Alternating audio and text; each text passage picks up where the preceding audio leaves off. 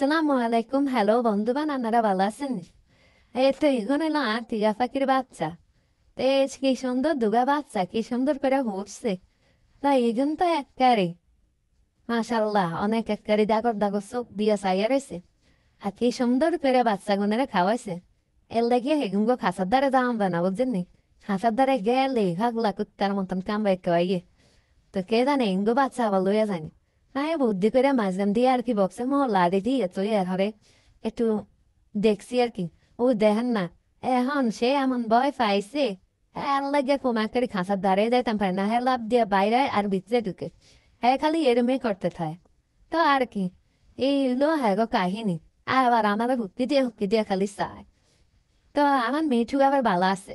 মিঠুরা যায় আমারও দেখতে মা মা করে শিখ দেয়, কিন্তু হেটাই কি আর এখানে বাচ্চা লয়ে যাবো দেখা হেটা আমারে দৌড়ে দৌড়ে কামড়াই তো একটু দমক দিলে আবার যায় বক্সের ভিতরে ঢুকে বইয়াতে।